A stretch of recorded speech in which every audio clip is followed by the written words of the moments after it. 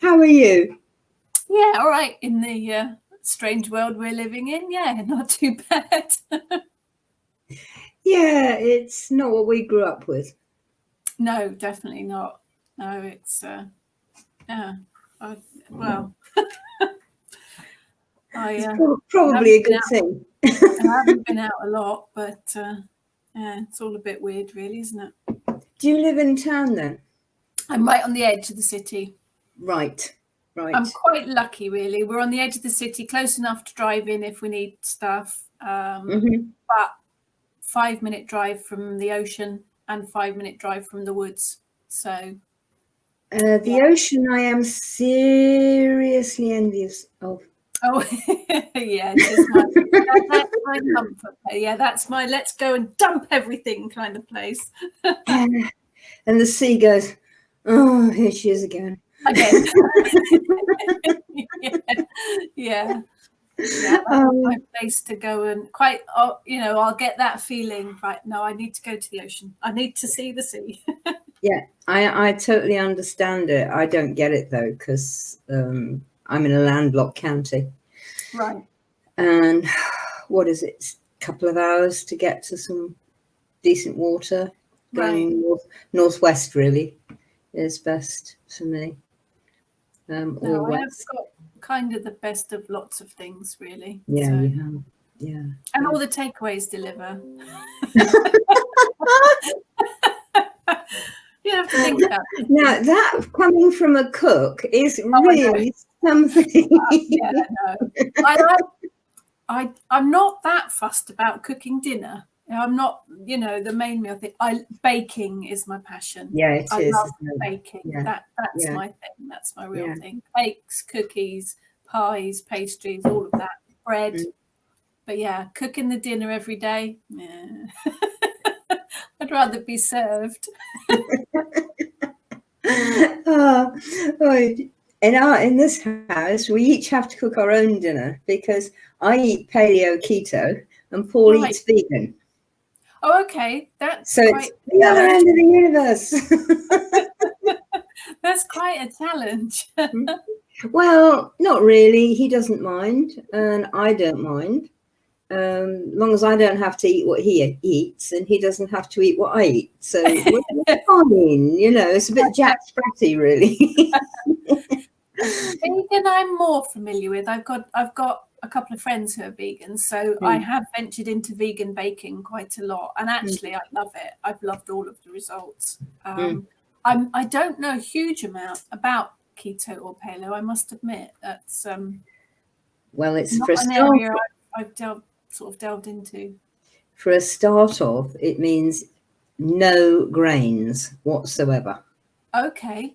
So that's no flour, no couscous, no rice, no sweet corn, no nothing. So all of your baking is not going to be done with ordinary flour. But I do recommend you have a go with chestnut flour. Oh, yes. I have seen that used. Yes. Mm-hmm.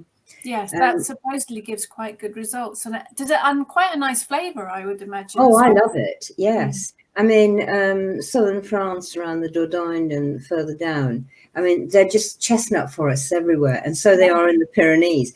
And they've always used them. Yeah. And they make their own. I mean, I can't make my own, but they make it. And I make bread with the chestnut flour, and it's lovely.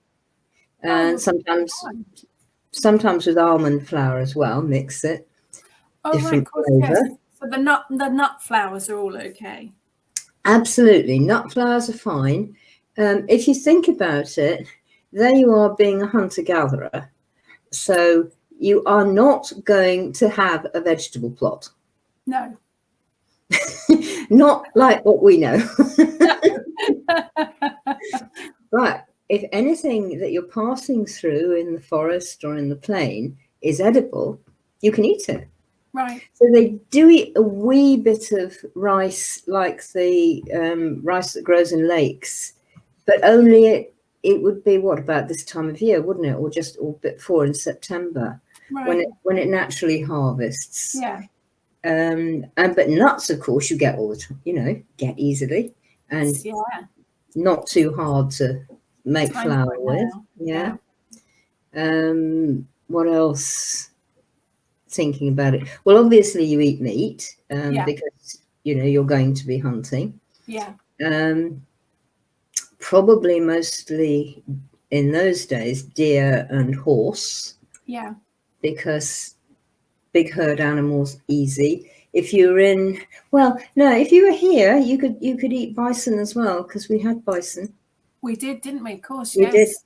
did. Yeah, and anything smaller, you know, rabbits and that. But it's not actually. People say, "Oh, you can live on rabbits." You can't actually. There isn't enough nutrition. Oh, okay. There's not a lot of meat on a rabbit either. Well, no. I mean, you've got the back legs and the loiny bit, and the rest of it is sort of very good for bone broth. Yes. I lived on a farm in my late teens, so I'm quite familiar with rabbits and pheasants and yeah. I mean, again, with a pheasant, there isn't that much on it. No, not really, and it's not a brilliant bird to eat. And I mean, it is. It tastes nice, but you know, it's a bit hard work. Whereas, you know, you've got something like a red deer carcass, you know, a small tribe of say 20 people, and they're fed for a week or two. Yeah, easily. So, you know, you probably don't use that much energy doing it. So my cooking is all this, and I eat green leaves because you can pick green leaves as you go along. Yeah. And herbs, of course, because they're all there, and fruit because it falls off at you. Yeah. Hits you on the head, like Newton. So yeah, and I've started, you know, you were saying about pies and things, and I mean things like crumbles, you know, apple crumble, apple and blackberry and all that kind of thing. Oh, yeah, I know. Bit out of season now. Only what's in the freezer now, you know. But it works with nut flowers. So I recommend you give it a whirl. Yes, I will do. Yeah, I have chestnut flour in particular. I've seen quite a few recipes with. So yes, I will give it a go, definitely. I sort of heard about the keto one, but the paleo one I wasn't so familiar with. But that's quite interesting. Yeah, and if you're really sort of on the strict keto, you don't eat fruit because you're keeping the carbs down. Right. And the carbs, there's more carbs in fruit than there is in a green veg or something. Right. We don't think about that, do we? You think piece of fruit, yeah, that's nothing in that. Oh, go and add up an apple, you know, if you're really into carb counting, you add it up and that. And if it's sort of apple and blackberry, well, you're going to need at least a bit of honey in there. Oh, definitely, yeah. And then that's so it's treat spill. Because I can't do much in the way of carbs. I managed to bugger up my insides completely. Actually, by eating a lot of vegetarian stuff, I shouldn't have. Right. And I got leaky gut. Right. From the grain. So it's a choice you have to stick to. Yeah. If you don't, you do suffer. I will be able to look at your cakes as I do. I look at the pictures of your cakes and I go, I remember.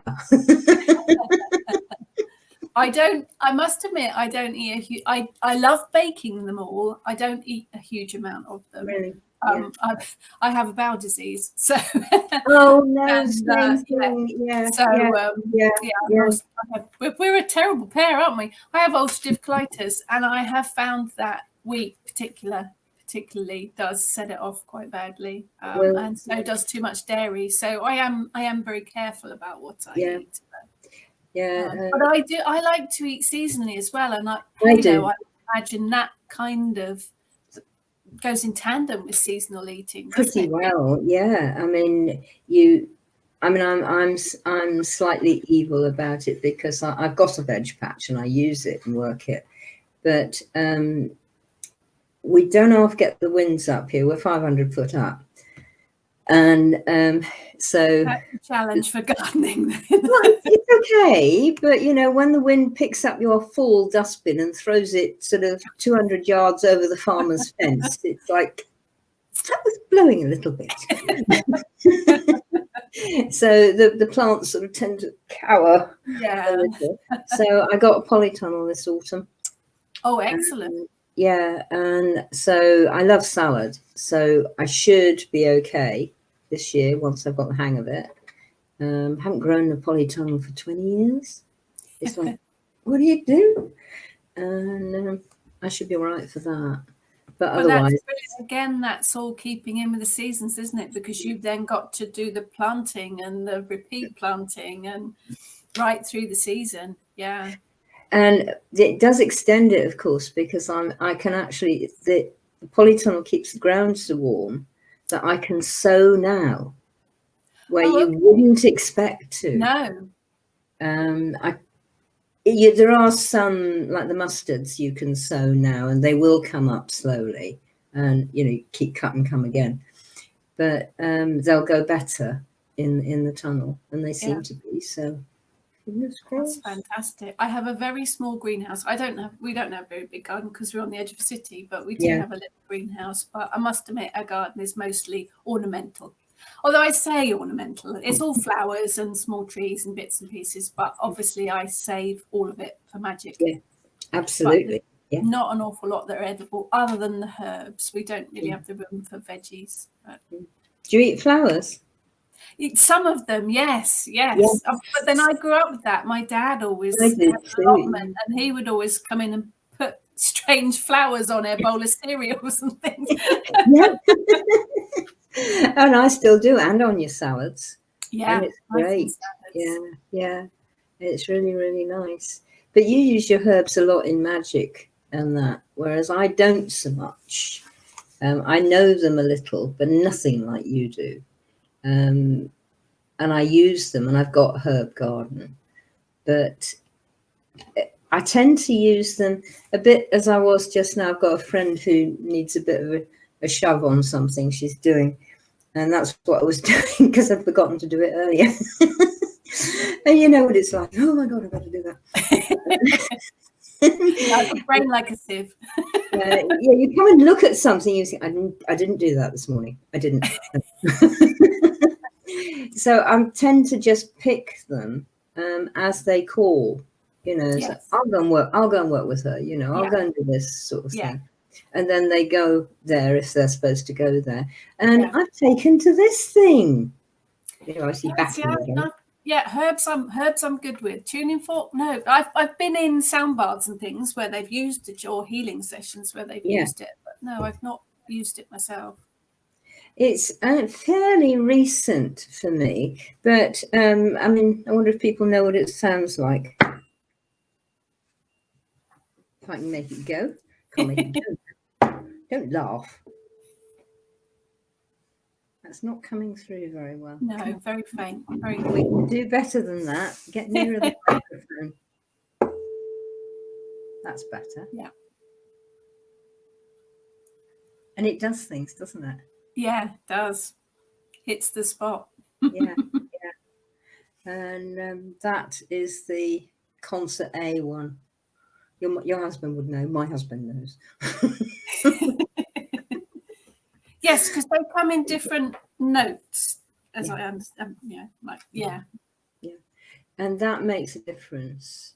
And I don't know, do you find some things work some days, and then another day or another person can't do that? I've got to do it this way. Yeah. I think particularly with sound as well, with the crystal bowls and the singing bowls. Some of them I think, oh, that's lovely. Others I think, oh, that hurt. I think they're very personal. Yes, very personal. The key that they're in. And also, what's happening for you and what day, Yeah. I used to like that last year. I don't like it this year kind of thing. And I don't know, when you're teaching, do you find you have to teach people that? Because what they want is they want the recipe for Victoria sandwich, in spells. I think, unfortunately, I am finding quite a lot, not all the time, because I do have some, like you, we have some lovely students, and I think we're both very blessed and honoured to be working as teachers. But there are, on occasion, and it does seem to be happening more often, people that want the quick fix. They want the instant, whether it's a spell or whether it's to learn witchcraft or working with the deity or whatever it might be. They want a quick fix. They don't actually want to put the work in. No. And I think that is perhaps a sign of the times. I don't know. But I think it's such a shame, because for me, the journey is a big part of learning. Absolutely. And I mean, there is the ancient phrase, variations of which are, you get back what you put in. Oh, absolutely. Absolutely. Yeah. And if you put nothing in, that's exactly what you'll get back. Yeah. And but no, well, I can go to McDonald's and I get a burger, sort of thing. Yes, but you still have to give over some money, honey. At least you have to do that. I'd rather eat a cardboard box than have a McDonald's burger. But yes, you know what I mean. Yeah, that's the I don't know whether it's a sign of society or not. I don't know, but I think it's a shame, and so that people want to rush through stuff. Yes, you think, no, take your time and enjoy the journey. That's part of the learning curve. Yeah, but I am sorry. No, go on.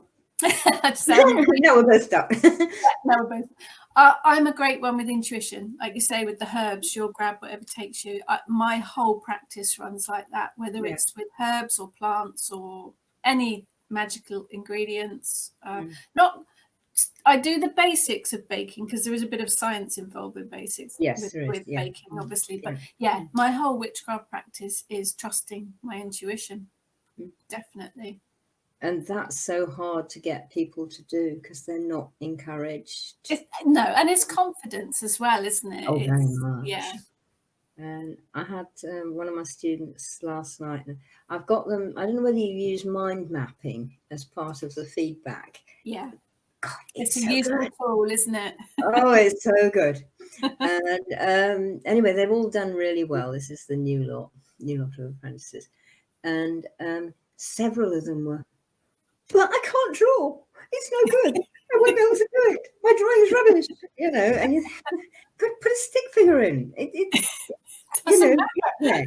Do whatever. And they're all sort of freed up to that. And some of them are actually quite pleased with what happens, because a lot of the mind maps actually look really pretty as well. And she was sort of saying, well, I know my drawing's rubbish, but actually I quite like this, So I sort of said, when you were little, were you told that your drawing was rubbish? Oh, yeah. And they mostly have been some idiot parent or school teacher or somebody has said, no, that's not very good, is it? Yeah. We hold on to that stuff, don't we? We really do. And it's surprising how long we hold on to those kind of patterns.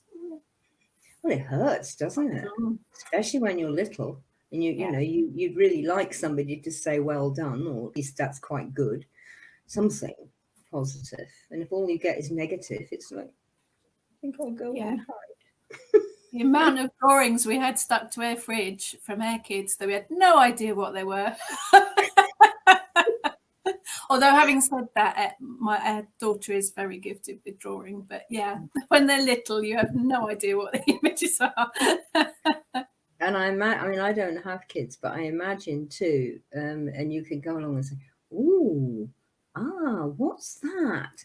And sometimes the verbal explanation is like storytelling, isn't it? And it is a story. Yeah, they're so creative, and I think unencumbered really by preconceptions or anything, really, aren't they? Exactly, they are.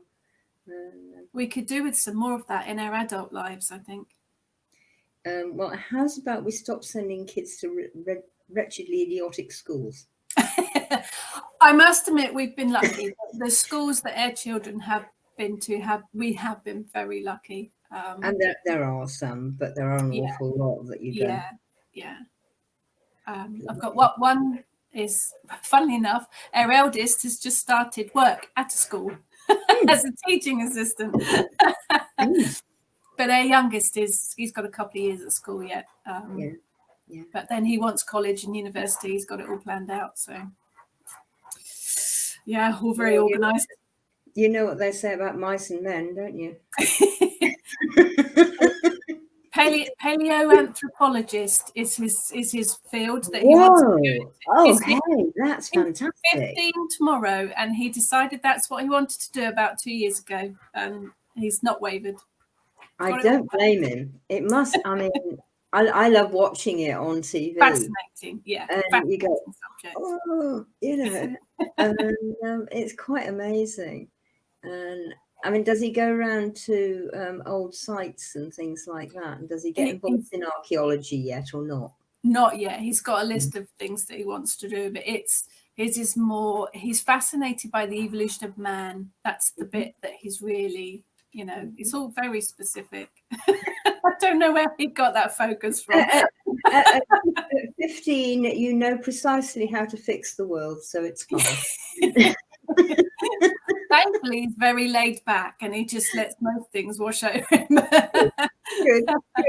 Yeah, and it's not me that he gets that from. Well, if you've got a musician husband, I mean, there's a hell of a lot of focus in being a musician. Yes, yeah, it is my husband that's the laid back one. I'm not. I get stressed about everything. But, you know, that's all.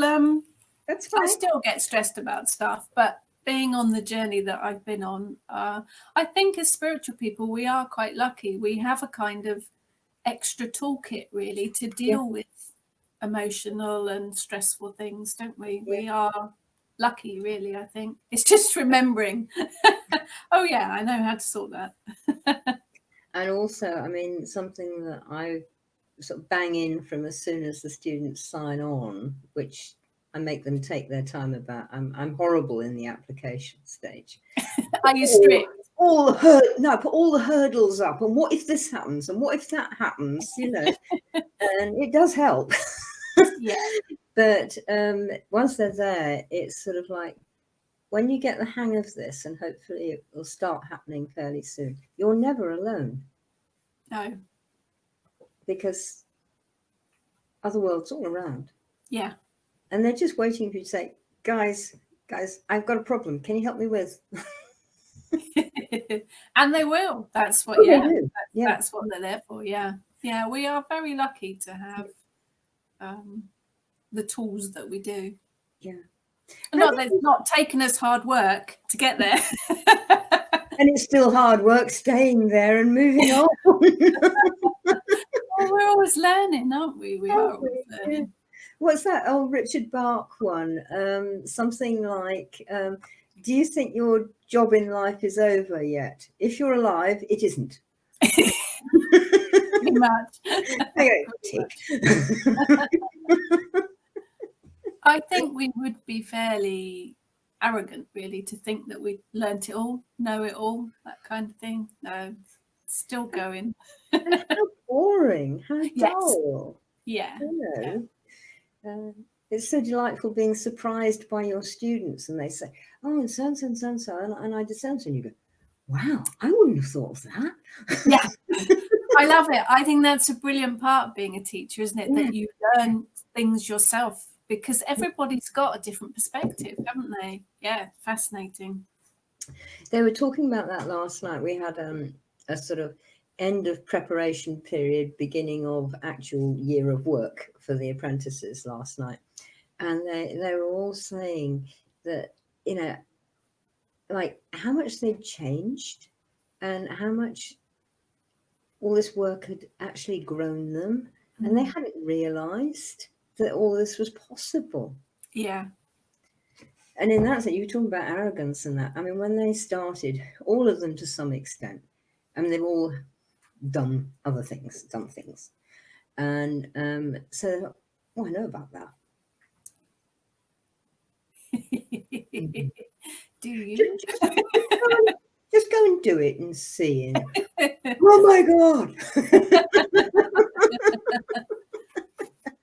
There's one lovely one. We are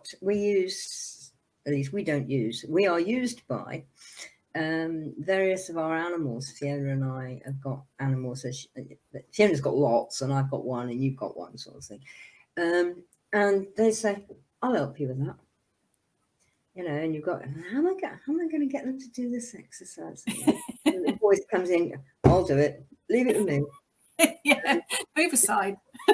Almost all I have to do, all Fiona has to do, is to set up, go and sit under a tree, ask whoever to come to you, la la la, do this, come back, make some doodles, and then do a mind map, sort of thing. So you just give them the process. Yeah. And then say, let it happen. Well, recently we had a new addition to the school, to the, was it the senior executive team? And she said, I can do that. And so we said, okay, fine. So we set them all up with her. And one of the students couldn't believe it. She said, they're having a laugh. Because the teacher was a black Muscovy duck. Fantastic. You don't have ducks in shamanism. You know, it was all this kind of thing. And I mean, God, did Black Duck take her for a ride. And she loved it, actually. She really got it, and it was absolutely amazing. But she said, I really thought you guys were having a laugh. And then, you know, taking the piss on us and that. Yeah. Sort of thing. And no. That's preconceptions again, though, isn't it? Because that's shamanism. It must be a black bear or a tiger or a wolf or something. It can be a black cat. I mean, my cat's all right. She's acceptable, you know, sort of thing. I think she is. She's threatened in the next lesson, so we don't know. She says she's very good at boundaries, which she is. So I'm not absolutely sure. I'm sort of thinking possibly be there with the sort of disinfectant and sticking plasters and things for the students. I think that's about being open, isn't it? I mean, when I teach animal magic, I say be open to whatever comes. Yeah. It's not going to be a wolf or a bear, or you might get an ant or a ladybird or a sloth or something. It'll be for a reason. You have to be open to it. Oh, talking of ants and things, some of the Rainbow Warriors, they've just finished, and they had their last workshop last weekend, and it was absolutely lovely. And it's sort of sad, but it sort of isn't, because they're actually stepping off into a new place, and it's great. And it doesn't mean to say we lose contact or anything. Anyway, one of them, when she started 4 years ago, and they were doing Spirit of Place work, and so I said, well, you know, just find somewhere comfy and sit and ask your Spirit of Place to come. And of course, like everybody else, she was hoping it was going to be one of Arthur Rackham's fairies or something, I suppose. And anyway, this small wood wasp came. Bzz, bzz. Said, what? You know, what are you doing here? And she did have the gumption to say, are you the Spirit of Place? And went, bzz, yes. Bzz, yes. And so she said, I can't believe this, what's going on? Anyway, we worked through that. And she got to the end of the apprenticeship, and they do a sort of like, you know, a leaving and moving on thing then. And they all wanted, we were on Exmoor at the time, they all wanted to go and paddle around and swim in this river, which is really nice. This was sort of late October, November, but they decided they were going to refreshing. You know, okay, I don't mind. Anyway, they all did, and it was great. They had an amazing time, and lots of lovely things happened. I mean, one of them, we all looked at her as she was going down and then up out of the water, and she actually was a bear when she came out.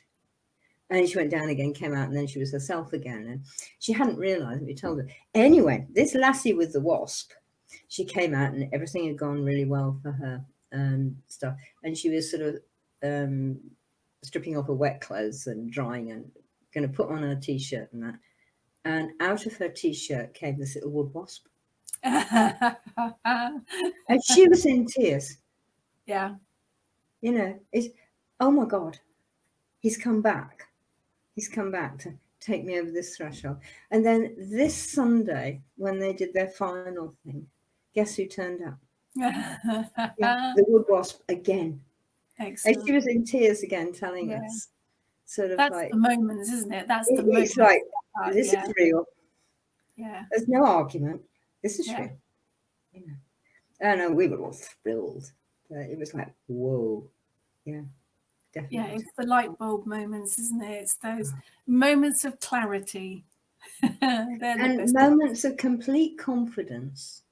If this can do this 3 times on 3 very special occasions. Yeah. We got it's one of the questions I get asked a lot, actually, is not particularly spirit animals, but more with deity, is people always seem to be searching for their patron deity. How do I find it? How do I know? How do I? And it's a similar thing with the animal spirits, isn't it? It's a question I get asked a lot about deity. And what do you say to them?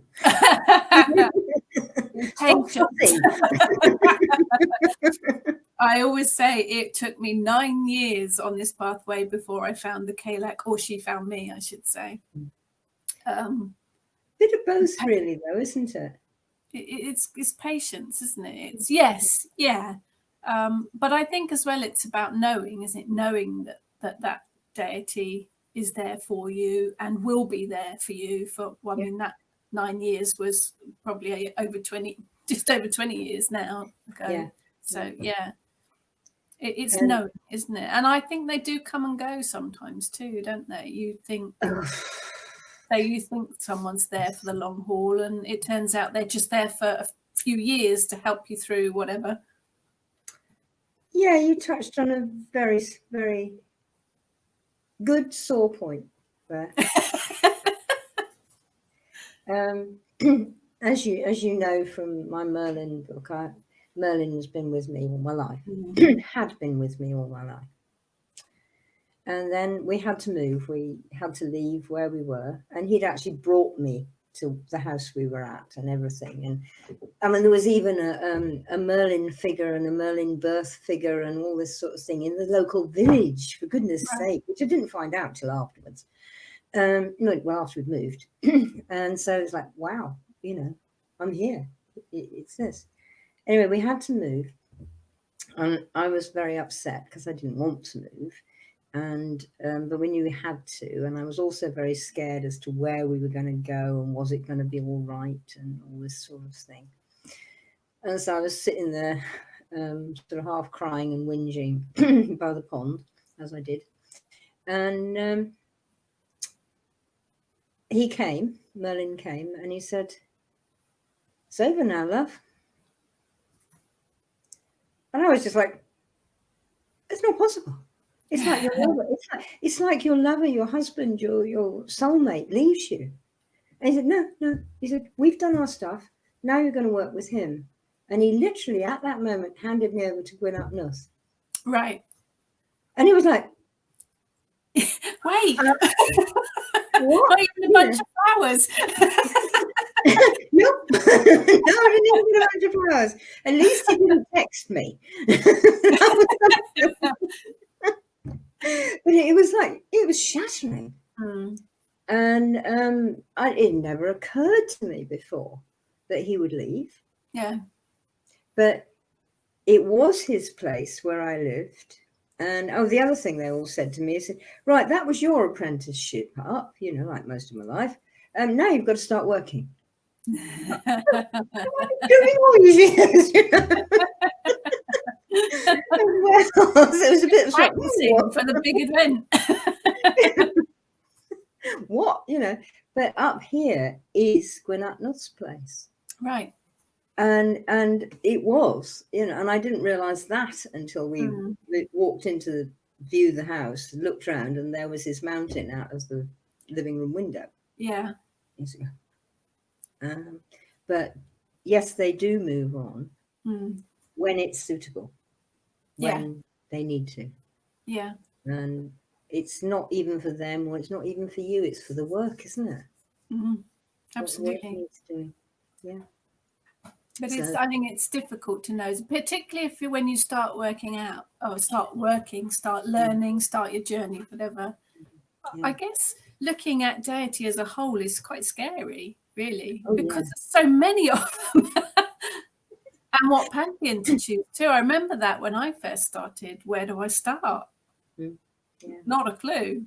Although I did start with the Celtic because I decided, because I lived in England, that made the most sense to start with. But I've worked with various deities from all over the world along the way. They popped up and popped in and buggered off again. And you sort of say, "Oh, hi," and you learn something. What are you here for? Definitely that one, but that's something to teach the students as well. Hi, right. Good afternoon, Loki. I mean, why are you here? It's lovely to see you, dear. Would you like a cup of tea? But why are you here? That comes with experience, I think, doesn't it? If once you are more experienced, your first question is, "What are you here for?" Or what have I done? Or what do you want? But it's always for a reason, isn't it? It's always for a reason. But that's another thing, and that comes with experience, and something probably we both try and give to the students is, right, don't be scared of them. But as you say, it is scary, and they are big. Yeah. You're actually talking to Gwyn or the Calic or Merlin or Pan or anybody. They're bloody huge. And the energy is huge of them. And you have to get used to the fact that they're not that actually, I suppose that's part of it. They're not actually out to get you. Oh, no. But I think a lot of students think they might be. I mean, what I was on, I've started now doing one-to-one work on Zoom because, Because you can. Because I can, and because I have to in a lot of times. But it's quite good because I get people now will come to me from all over the place, whereas people would only come to me who could get here physically. Yeah, it's opened it up, isn't it? Yeah, so it's like, okay, I'm getting the message. Fine, okay, don't go at me. Anyway, she was there, so saying she had a lovely journey and learned a lot and discovered that she was not alone, which was really nice. And she ended up, and she said, the last question, and she'd been reading one or two of my books, so she said, and it sounds like a stupid question, but you always say the only stupid question is the one you didn't ask, so I'm going to ask it. But good girl. Exactly, yeah. And so she said, how do I ask? And I knew what she meant because she thought, like most people, she's sort of read all the right books and thinks you say, "Oh, Merlin, would you speak to me?" etc. Like this. Don't do that because he's likely to come behind you and give you a kick. Yep, I've before. Yes. Anyway, so she said, "How do I ask?" So I just did. That's not how to ask. I said, yes, it is. I said, you're in that much of a panic. You ask like that. Yeah. Ask straight. And she is starting to get it. Even the rest of it brought her there. In the last sort of 5 minutes, she was like, "It's like your friends." I'm like, "Yeah." You phone your friend and they say, "What is it now? I'm busy," and you'll get the same. But you tell them, and they will do it just as your friend will come when you need them. And it's like getting over this thing that you've got to have the right liturgy and all the rest of it. I think that comes along with the idea of worship, perhaps, doesn't it? I think as pagans, although we honour our deities, we don't worship. We don't worship, do we? No, there is a a different kind of relationship, isn't it? There is. I think you need to be respectful, but Yes. no, it's not worship, is it? It is a different kind of dynamic. I do recommend my students do a bit of research, or anyone do a bit of research first if they think someone's trying to get their attention. Just so that you know what you're dealing with. And as soon as somebody says, you know, hey, how about you work with me? And you sort of go, actually, I'm busy this afternoon. Can you tell me a bit more about it? You know, and you have to sort of learn to do this. And like, as soon as somebody starts getting in your face, pull back. And because, I mean, they do test you like that to see, you know, are you some gullible loony who's going to do anything that we say? Can we send you down the shop for a tin of striped paint, for instance? Just we'll try. Indeed. And you have to say, no. Well, you know. And but it takes a bit of confidence to do that, doesn't it? When you're first starting out, you yeah, they are a little bit, you're a bit wary, I guess. Well, we should always be a little bit wary, but yeah, it's a big thing to tackle, I think, isn't it? If you're new to it all. It is. Something I set mine off on, and I don't know whether you do it as well, is we've got a thing called, well, we call it alchemical composting. And do you know much about alchemy? Little, only from the baking point. It's like composting in the garden, really. Yeah. And very similar. So there's sort of 4 processes. You know, you collect all the weeds and the rubbish and the garbage together, and then you stick it in the flask, i.e. the compost bin, and you get it as hot as possible. And then when it's gone through that process, and you actually see little white fungal threads come on your compost. Yeah. And that's when it's at the next stage. So you can turn it and move it into the next stage. And then it's like it has to really brew in a sort of golden state for ages. And then finally it's pretty well done and ready to go in the garden and grow some new seeds, sort of thing. So we get them to, and this is where the animals were helpful as well. They go in with an animal and they start pulling all the rubbish out of their emotional and mental cupboards. Yeah. And Fiona's got some ferrets, and they are particularly good at this, as you can imagine. That's quite within their realm, absolutely. Yeah. And of course, it's quite painful, quite a painful exercise. Yeah. But they take it through, and they take their feelings and their issues and the old rubbish from school and mum and dad and boyfriends and all this shit, and they take it through. It won't be all of it, but it's something to, you know, really start with. And I find they come out of that and they've let go so much. They are much more confident in themselves. Yeah. I haven't got this buried behind me. It's been out. It's been through the wash. It's come out clean on the other side. And you know, WYSIWYG, what you see is what you get. Yeah. We do hold on to stuff, don't we? We hold on to baggage, and it can sit there and fester, can't it? And it really does. Yeah.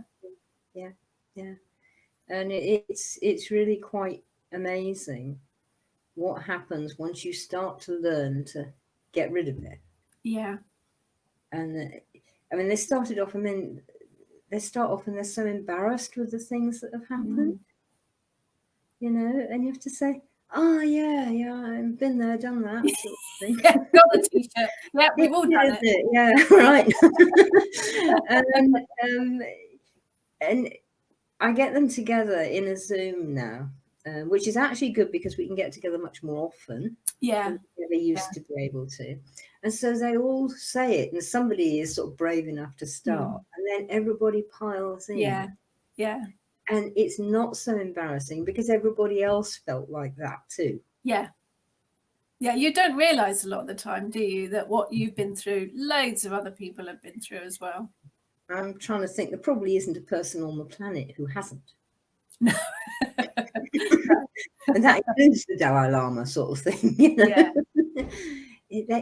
We've all done it. We've all Yeah. been there. And once you start realising that, you don't have anything to protect. Yeah. And so you can be there and sort of say, well, you know, I'm sorry, Gwyn, but this is what you got, you know. How can we make it better? And did my best, but it didn't work out too well. So what should we do now? What happens? You know? Yeah. Well, it's learning about yourself as well, isn't it? I mean, my journey has taught me so much about myself and my personality. I know my faults. And hopefully you know your good points too. Yes. Because those are the ones that we like to forget when we have bad points up. Yeah. You say, actually, I'm quite good at this.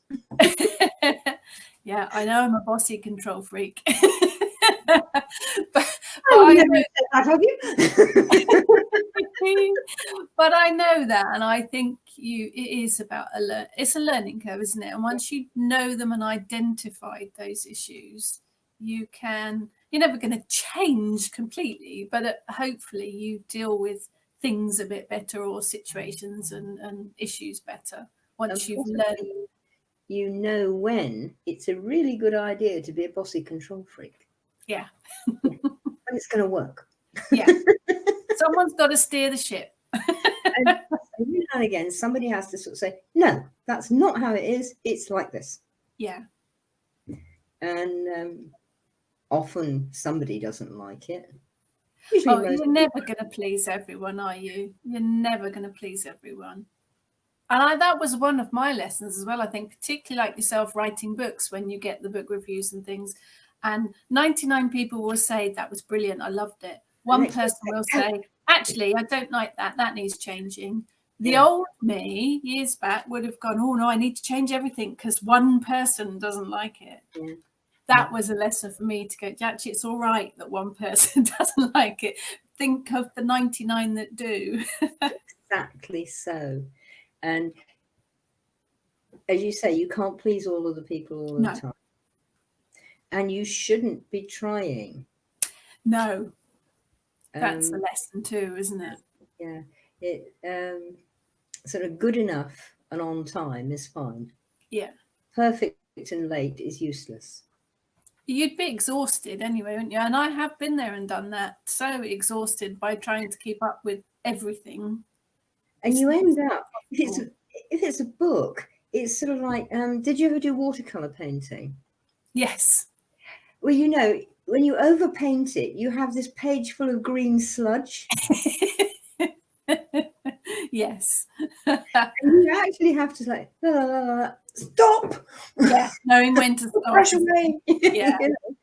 And you have to do the same with a book. Yeah. It's murderous otherwise.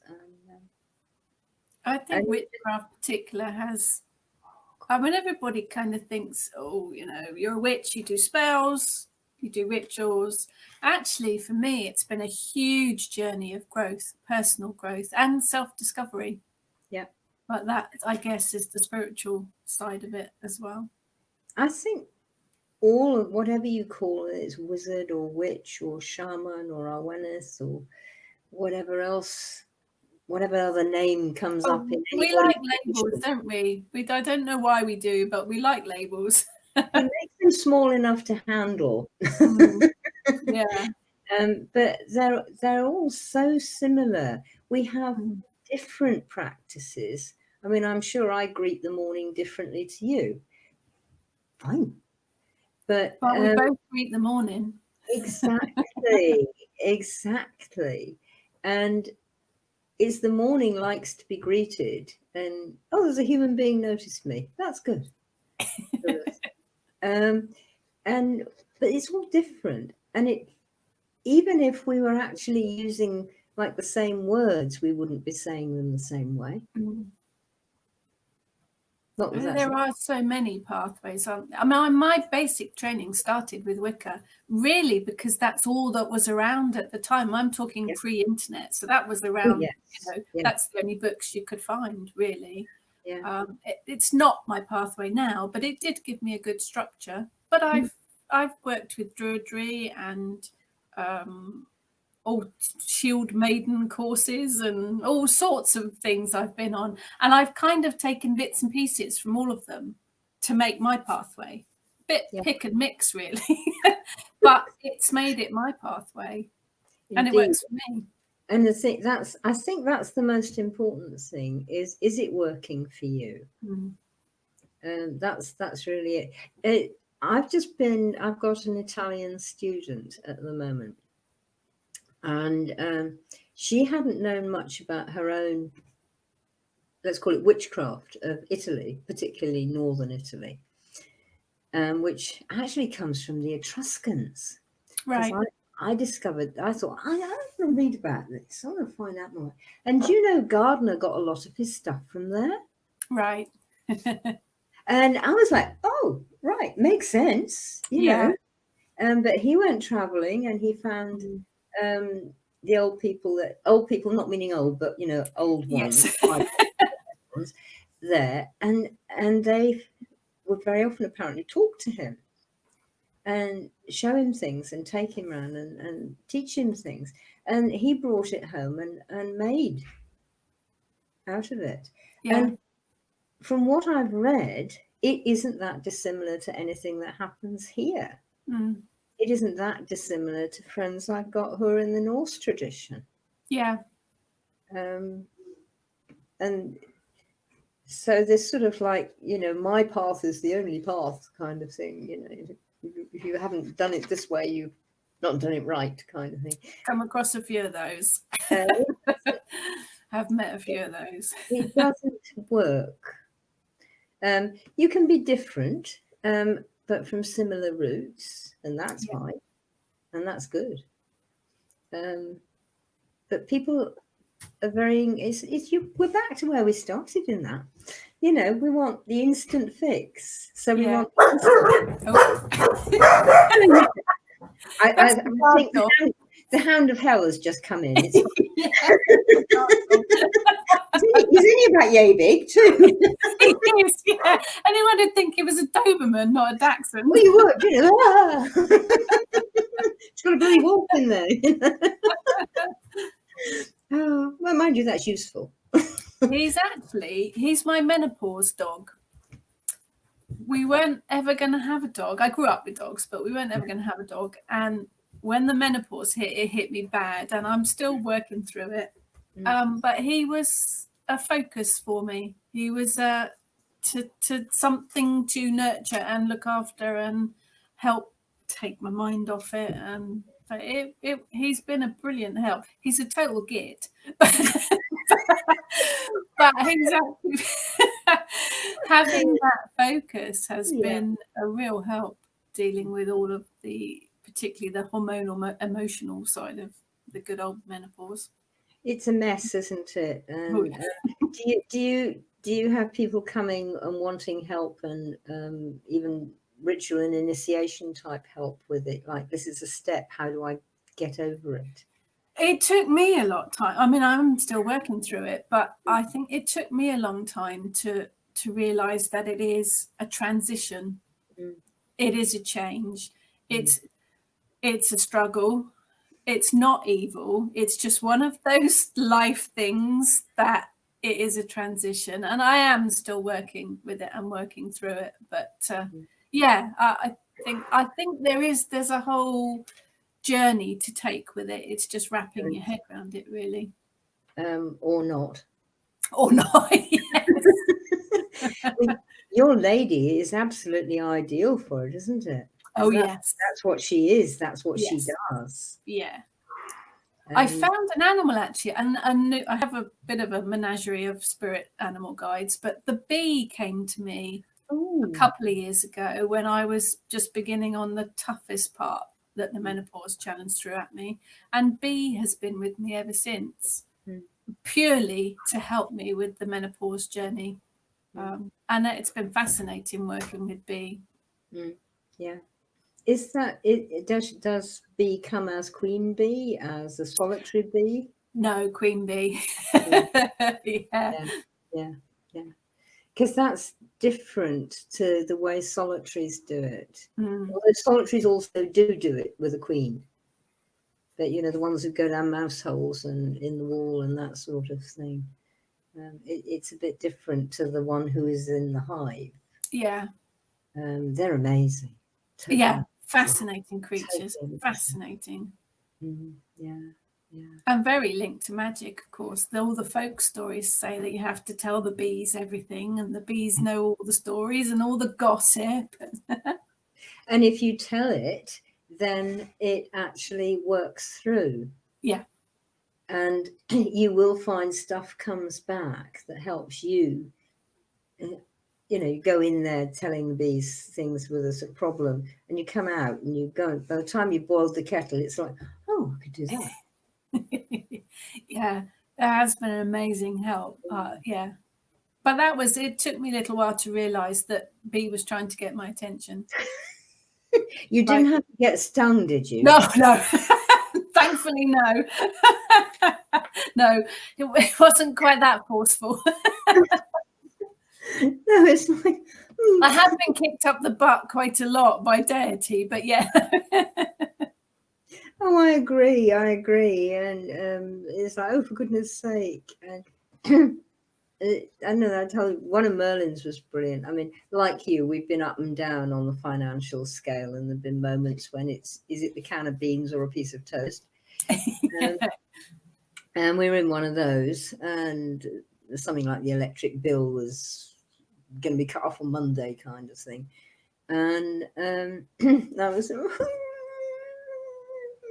am I going to do? I'm just going to shoot myself. And so Merlin came along, and he was there standing by me, in front of me, and I was grizzling away like a 5-year-old. And so he said, how long have you known me? All my life. Have I ever let you down? No. Well, I'm not going to do it now then. Did you jump?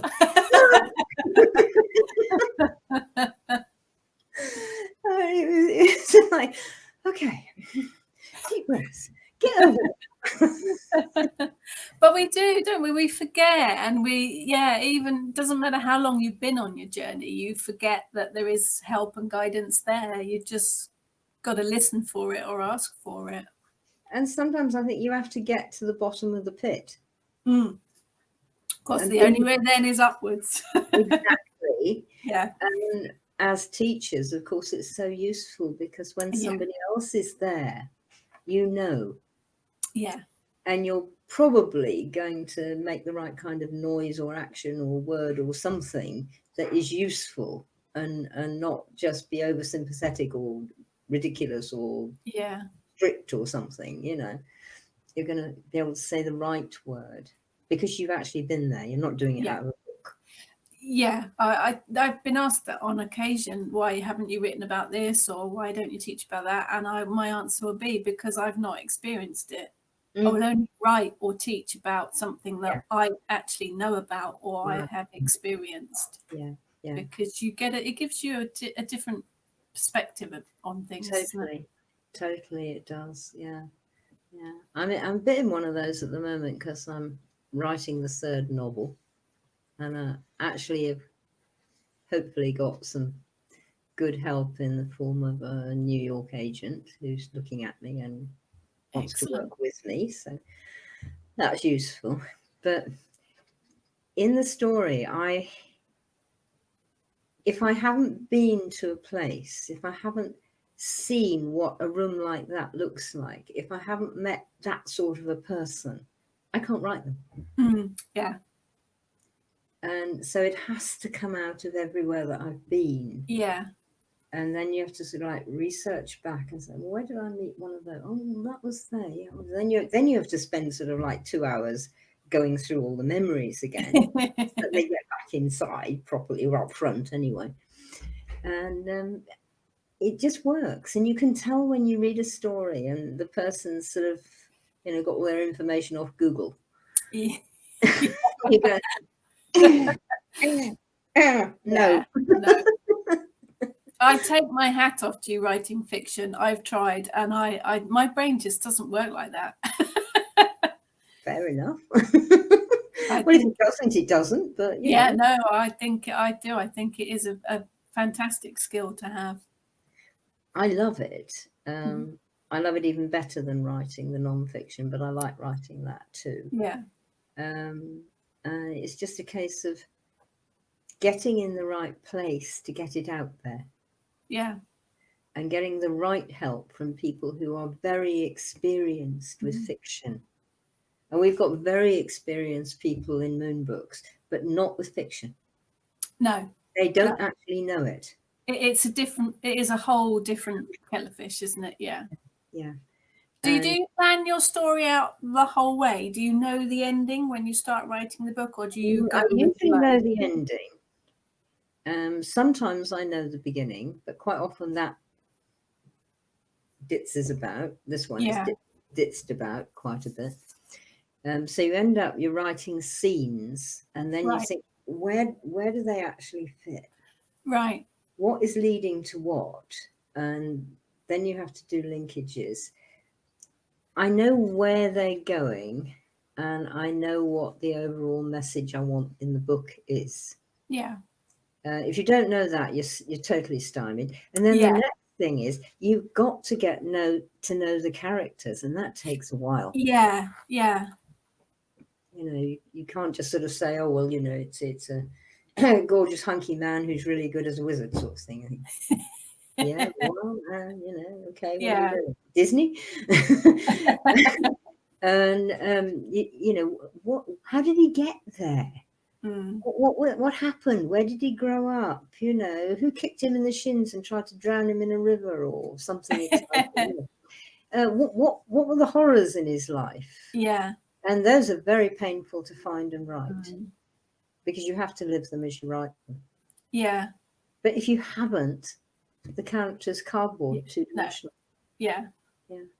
Yeah. Experience. I think experience counts for an awful lot in life as a whole, really. Oh God, yes. Yeah. And there's no shortcut to it either, is there? You can't leapfrog stuff. Like you say, you can't just read about it, Wikipedia, and then I know about that. Not Wikipedia. I know. Yes, please, to anyone watching, Wikipedia is quite useful, but do seek other sources. Have a large pot, not a few grains, a large pot of salt beside you. Yeah. In. Do your research, people. Do your research. And you'll probably find places to do the research in Wiki. Yes. Yeah. If you go down and look through everything and where they've got the linkage, chase it up, see what it is. Is it any good? And once you start, you find things and you go, no, it doesn't.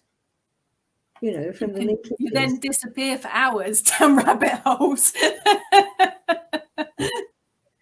Oh, what was the one I was doing the other day? I've been hunting names for this novel, not names of people.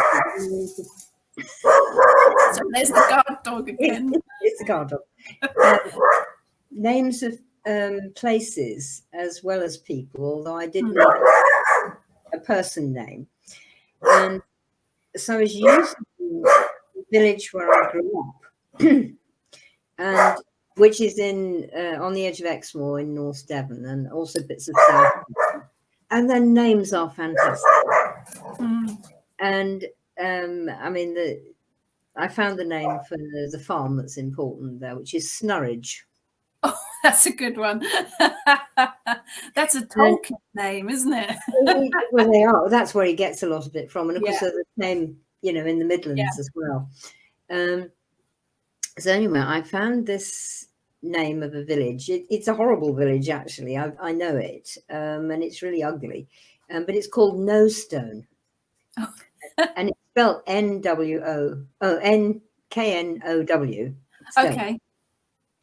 So you think, Yeah, that could be handy. Yeah, Spark. we work that one in, and it isn't got to be the village. It could be something or other else. Anyway, I wanted to look it up to see how did it get there, and how did it get that spelling? Because it's probably Anglo-Saxon. It is Anglo-Saxon, and I was down that rabbit hole for 2 hours. Yeah. I don't think people realise how much research goes into book writing. That you do spend an awful amount of time researching stuff. You sort of emerge from it and think, tea, I need tea now. I'm going mad. But you do, but if you don't, you'll say something wrong. And it was the same. I mean, did you find it in the cookery book? I've just finished the gardening book. Right, the Practically Pagan one. That's the ones. Yeah. And it's like, yes, I know lots about gardening. Yes, I know this, that, and the other thing. Yes, I do this and that in the magical practice. But every now and again, I go, is that? You doubt yourself, don't you? Yeah, especially with, I don't know, say with herbs or something. You think, is that right? Is that actually what most people use it for, or am I leading people up the garden path here? And so, down the rabbit hole, discover, yes, it is, no, it isn't, whatever kind of thing. So even with that, it's really, you've got to take the time. Yeah. And gardening as well, like cooking, with cooking, it's weights and measures and different ingredients. Gardening, it's different zones and different soils, and that's going to be different across the globe, isn't it? It's Absolutely. all very specific to where you are in the world. I spent ages with soil. I mean, I love soil anyway. I've got a thing about soil, and I've always wanted to learn about it, with gardening, with everything. So I spent ages on that chapter. Well, it's not a chapter, it's a section, which actually comes in a couple. And it's like, because if you don't know your soil, you're putting the wrong things in it. It won't work. It can't work because it's not the right stuff. Yeah. And that was very interesting in the Practically Pagan style, because it was sort of like, will you stop trying to grow azaleas in an alkali soil? Because it's not going to happen. And you trying to do it and heaving in loads of sulfur and loads more muck and all this sort of thing, it's not going to work. No. And also, of course, you shouldn't be doing it because the land doesn't want that. No.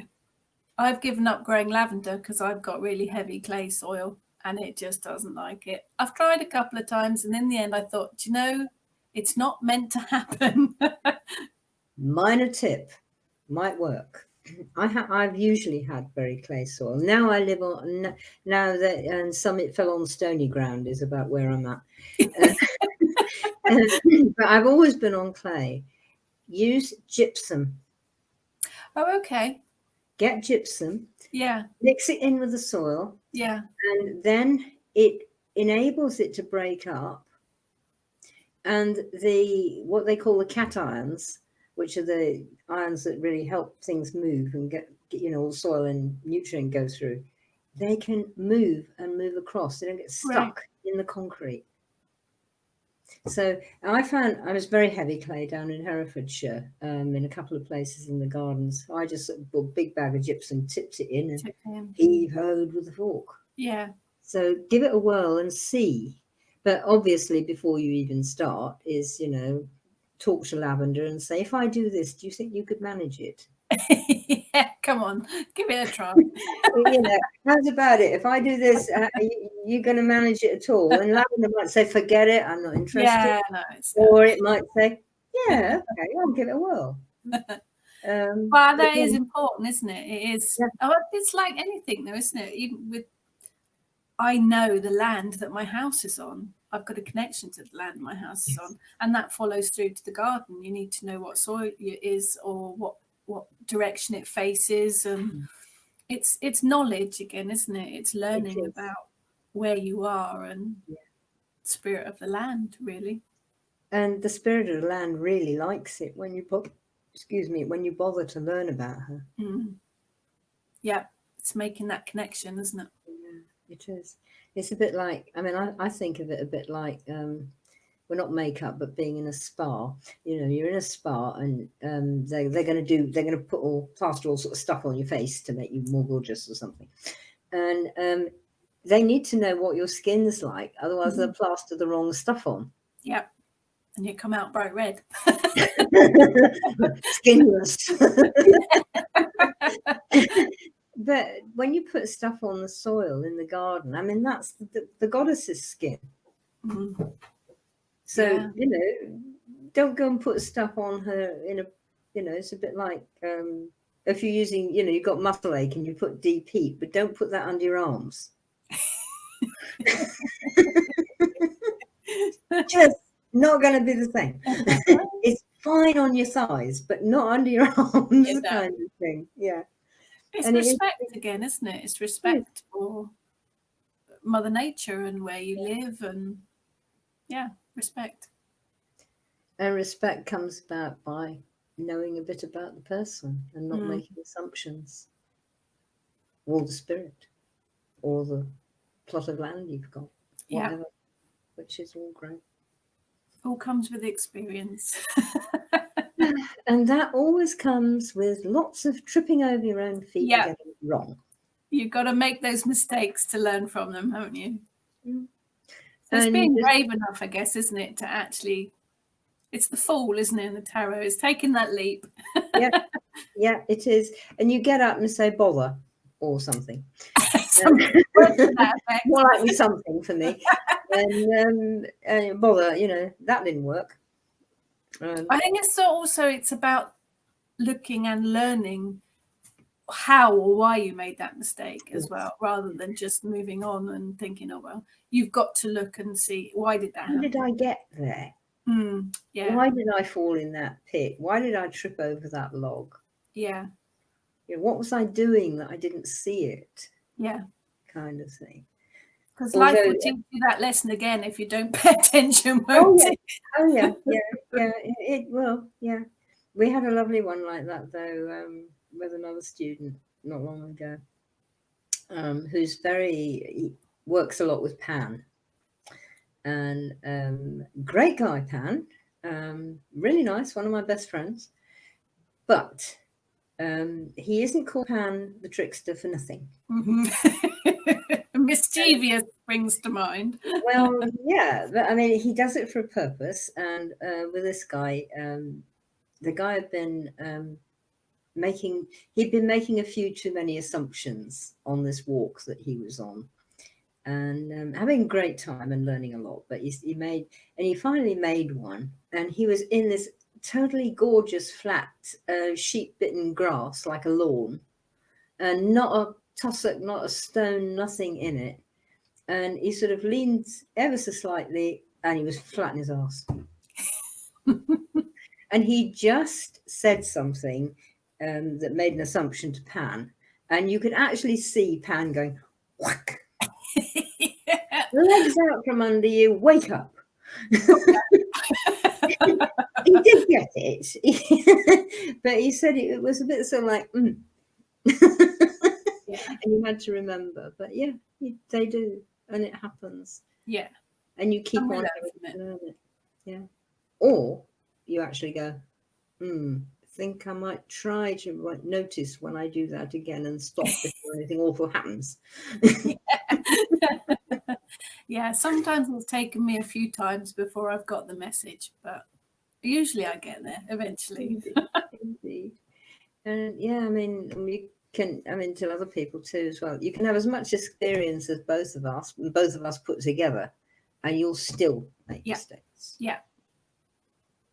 But again, it would be boring otherwise, wouldn't it? Yeah. I'd like a few. I tell myself that sometimes. Yeah. I don't believe myself, but you know, I try. No, but it's true. You know, guys don't look at us and think there's two perfect witches. And you go, well, yes, but people do though. People do, and honestly, guys, we're not. Seriously, we're not. Well, we are in the sense that we are perfect witches, in that we've got good senses of humour. We don't mind laughing at ourselves. We'll poke fun at each other and have a good laugh and a cup of tea. Essential. But as to never getting anything wrong, forget it. Yeah, Not true. Doesn't happen. no, not at all. No, it's great. Well, yeah, that was a starter for 10 to me. Yes, we've waffled. That was part 1. I wouldn't mind learning a lot more about you and how you got here and what you do and all this sort of thing. I think that's part 1 of a series. Well, I wouldn't mind that, because I'd be quite good at, if we sort of, maybe next time we could pick on a theme, A subject, like, yes, yeah, definitely. and sort of like, oh, I don't know, menopause, for instance. I think we got the beginnings of a chat show here, Ellen. And then we can sort of, chat about a theme. Definitely. And do that sort of thing, which would be really neat. Suggestions on a postcard. Does anybody do postcards now? I haven't had a postcard for years. I probably don't even exist anymore. No, don't bother with the postcards, guys. Just put it in the comments, all right? Yes. And we'll try and notice, and we'll get there. We'll make a list. Making lists is good. I'm good at making lists. Yes, it's getting the things off the bloody list that's the problem. As soon as you take them off, another 3 added. Oh, they're like Hydra, aren't they? Heads everywhere. Indeed. Do you think we ought to sort of shut up and give up now? Yes, I think let's wind it up. Otherwise, people will probably, be. They're probably going to sleep. Lovely talking to you, and I'm serious about the series. Yes, I think we've got the start of something here, so let's work on that. Definitely. Let's work on it. Yeah, definitely. Lovely. Have a great time, Rachel. See you soon. And you take care. Bye-bye. Bye then.